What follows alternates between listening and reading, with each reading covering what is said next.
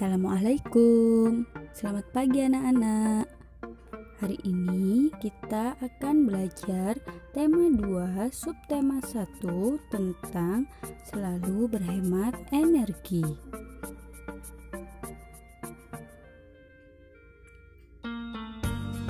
Selanjutnya kita akan membahas tentang sumber energi. Sumber energi adalah segala sesuatu di sekitar kita yang mampu menghasilkan energi. Tahukah kamu macam-macam sumber energi yang ada di sekitarmu?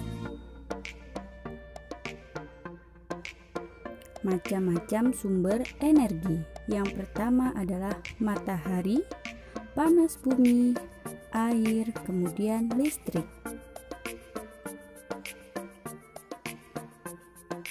Matahari merupakan sumber energi terbesar yang ada di bumi. Berikut manfaat energi matahari bagi manusia. Yang pertama, energi matahari sebagai pembangkit tenaga listrik. Yang kedua, energi matahari digunakan untuk kesehatan tulang.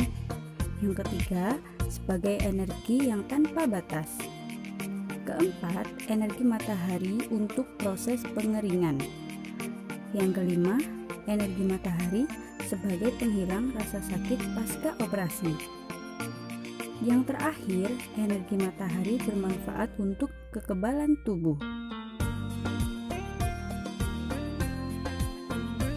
Sumber daya alam atau yang dapat disingkat dengan SDA adalah segala sesuatu yang dapat diperoleh dari lingkungan untuk keperluan manusia.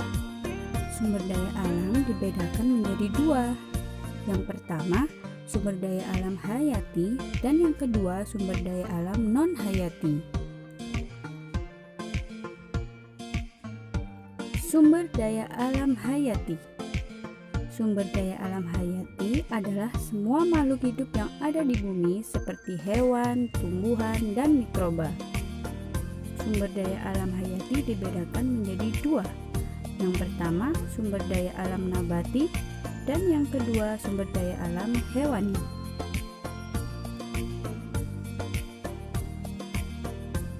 Sumber daya alam nabati adalah sumber daya alam yang berasal dari tumbuhan. Sebagian besar sumber daya alam nabati di Indonesia berfungsi sebagai tanaman budidaya pangan, sandang, bahan baku kayu olahan, dan obat-obatan.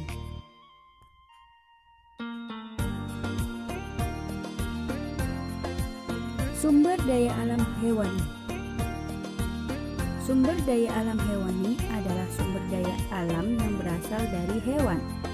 Sumber daya alam hewani digunakan sebagai sumber pangan. Pangan digunakan untuk memenuhi kebutuhan manusia sebagai makanan sehari-hari, misalnya ikan, hewan ternak, dan sebagainya. Selanjutnya, sumber daya alam non-hayati. Sumber daya alam non-hayati merupakan sumber daya alam yang diperbarui yang berasal dari selain makhluk hidup. Contohnya yaitu bahan tambang, air, panas bumi, dan udara. Untuk materi yang lebih lengkap, kalian dapat melihat di buku LKS tema 2 halaman 20 sampai 21.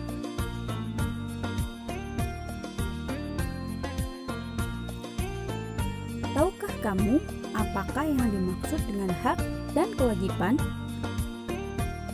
Hak adalah segala sesuatu yang berhak kita terima. Sedangkan kewajiban adalah segala sesuatu yang harus kita lakukan atau kita laksanakan. Kewajiban kita terhadap sumber energi. Setiap orang memiliki tanggung jawab dan kewajiban yang besar terhadap lingkungan dan sumber energi. Berikut kewajiban manusia dalam menggunakan sumber energi dalam kehidupan sehari-hari. Yang pertama, menghemat energi dengan menggunakan energi seperlunya. Yang kedua, memanfaatkan teknologi dan peralatan yang ramah lingkungan.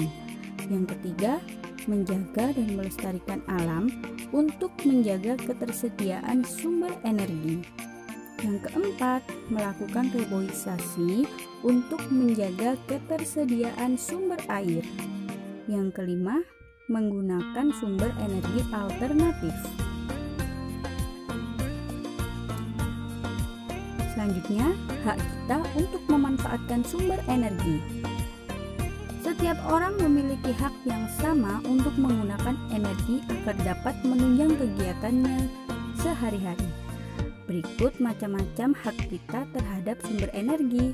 Yang pertama, setiap orang memiliki hak yang sama untuk menggunakan energi. Yang kedua, bisa menggunakan energi di mana saja. Yang ketiga, bebas menggunakan energi. Dan yang terakhir, hak mengelola energi diperbolehkan selama tidak melanggar undang-undang dan merugikan orang lain.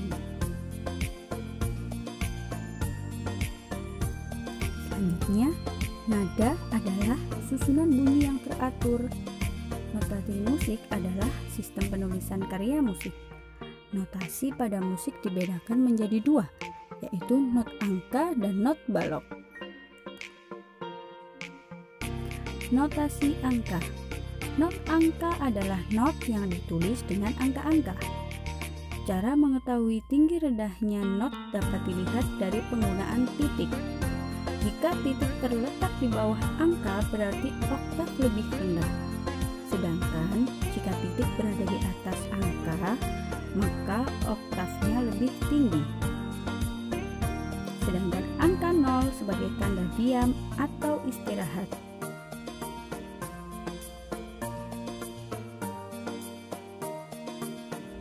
Notasi balok. Notasi balok adalah notasi-notasi yang disimbolkan dengan simbol bulat-bulat. Bentuknya ada yang menggunakan tangkai, ada yang tidak, tergantung dari nilai ketukannya. Not balok diletakkan pada garis paranada. Garis paranada adalah 5 garis sejajar dan memiliki spasi untuk tempat meletakkan not balok. Berikut bisa kalian lihat bagian-bagian dari not balok.